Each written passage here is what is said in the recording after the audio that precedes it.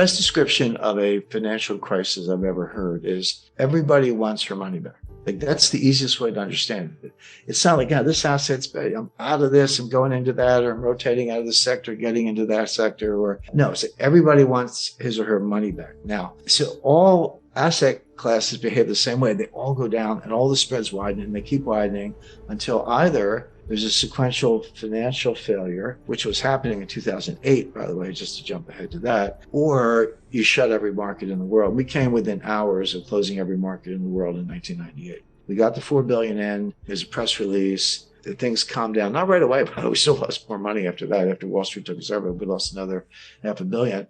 But Alan Greenspan cut rates twice in a matter of days, and then things calmed down and kind of went back to normal. Actually, Wall Street made money on that deal. That wasn't their intention. They were trying to save their own skins.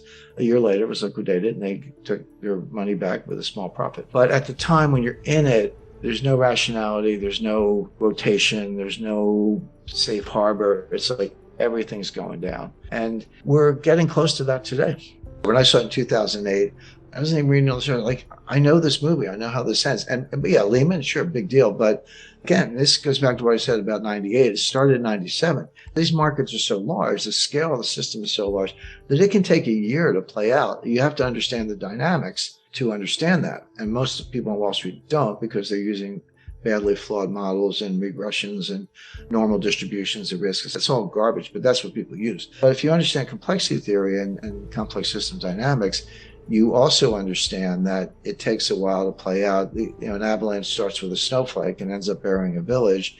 You're supposed to be looking for the snowflake.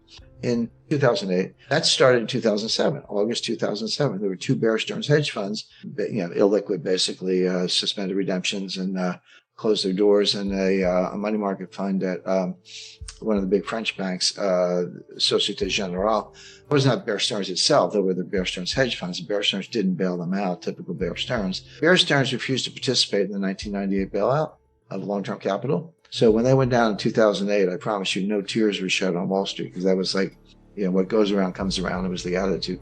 So that was the start.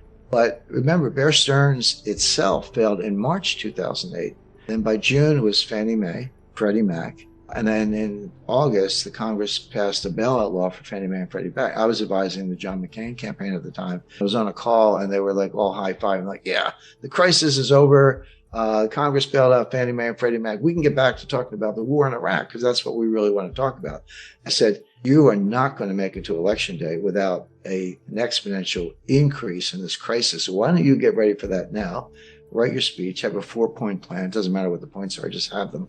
Put your guy on the steps of Treasury and reassure the American people you win the election. McCain runs around like a chicken with his head off, barging into the White House, demanding an emergency meeting. Well, Bush says, well, I can't invite McCain in without inviting Obama in, which he had to do. He didn't want to pick sides in the campaign. There was a cabinet meeting, and Obama didn't know anything either, but he was smart enough to keep his mouth shut. McCain's running around. So American people looked at that and they go, you're nuts. You kind of look calm, cool, and collected. If you look at the polls, they reversed. Obama was behind until Lehman. And then after Lehman, days later, Obama went ahead in the polls. So that was a turning point in the election. So getting back to 2008, so when Lehman came up in September, it was September 15, 2008, that was like the fourth domino.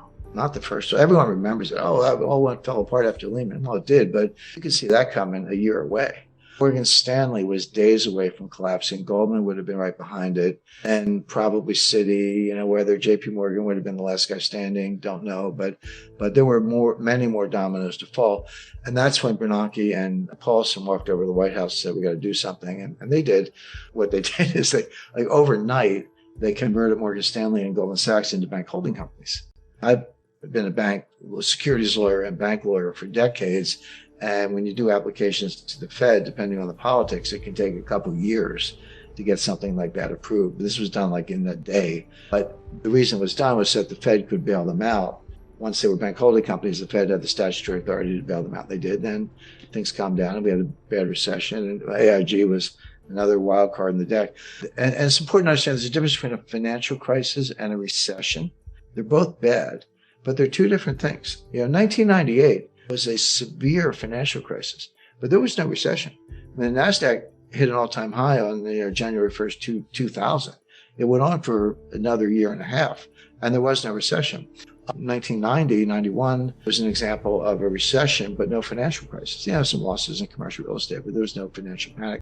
Before we continue, help us clicking that YouTube like button and subscribe now to our channel. This shows the algorithm that you valued this information.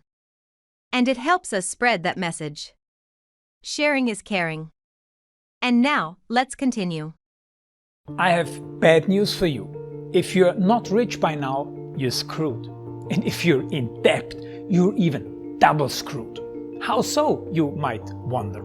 Well, the sad truth is that you're working your whole life to make someone else rich. The mega corporations, the banks, the politicians, everyone is getting richer. They get your money. And what is even worse, they get your time, they get your life. You are not even in a rat race, you're in a financial prison. But what could a solution for you look like? Honestly, I don't know, but I know what a solution for me would look like. It's very simple. I use whatever money I have and I multiply it with 1,000. This could make my life much easier and probably yours as well.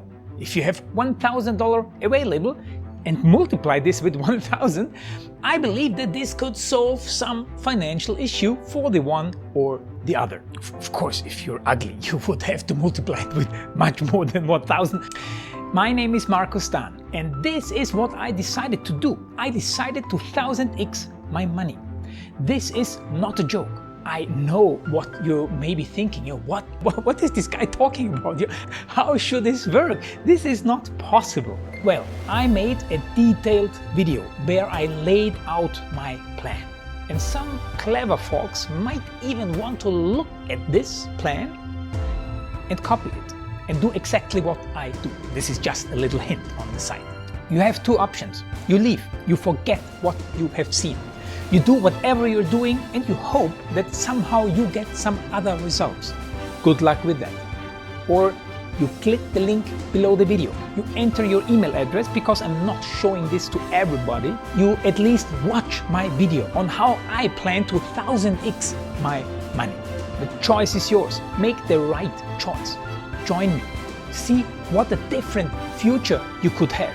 See at least how I intend, how I plan to do the 1000x. So click on the link below, enter your email address, and I see you on the other side. Your Markus Dahn.